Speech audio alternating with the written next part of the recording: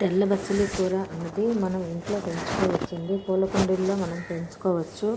దీనైతే కనుక మనం ముఖ్యంగా ఎలా వండాలి అని అంటే, దానిలో ఉన్న పువ్వులు కానీ పళ్ళులు కానీ తీసి పడేయాలండి. కాండాన్ని కూడా వండకూడదు, ఆకులు తుంచి మనం వండాలండి.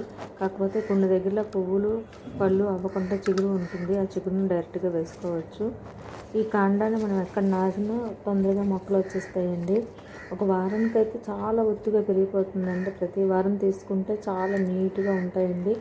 చాలా ఉంటుంది, చాలా బాగుంటుంది. ఈ తెల్లబచ్చ కూరను మనము పప్పులో వేసుకోవచ్చు, చారులో వేసుకోవచ్చు, పప్పుచారులో వేసుకోవచ్చు. చాలా టేస్టీగా ఉంటుంది. విటమిన్స్ అన్నీ పుష్కలంగా ఉంటాయండి. ఎక్కువగా విటమిన్ ఏ ఉంటుందండి. కంటి చూపుకు కూడా చాలా బాగుంటుందండి. మనం ప్రతిరోజు ఆకుకూర, అదే పప్పు ఆకుకూర తినాలి అనుకుంటే ఈ బచ్చల కూరను మనం పెరట్లో వేసుకుంటే సరిపోతుంది. చాలా మంచిగా ఎక్కువ ఒత్తుగా మనకి వస్తాయండి.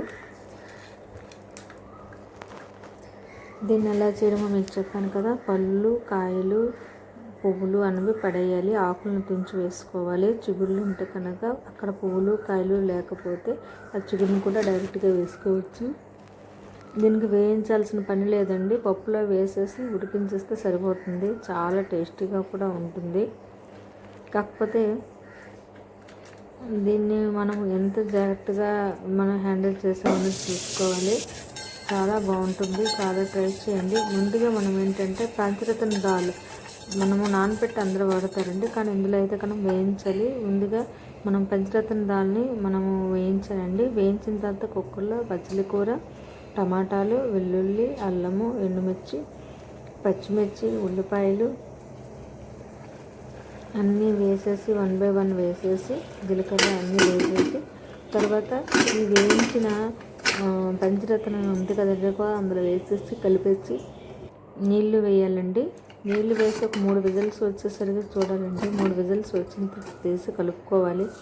ఆ తీగానే చూడండి ఎలా ఉందన్నది, అంటే చాలా మెత్తగా అయిపోయి వేస్తుంది. అలా చేసిన తర్వాత మనం ఒకసారి కలుపుకోవాలండి. తర్వాత విజిలన్నీ తగ్గిపోయిన తర్వాత శుభ్రంగా కలుపుకోవాలి. ఉప్పు కూడా వేసుకోవాలండి. చాలా బాగుంటుంది. చాలా ట్రై చేయండి.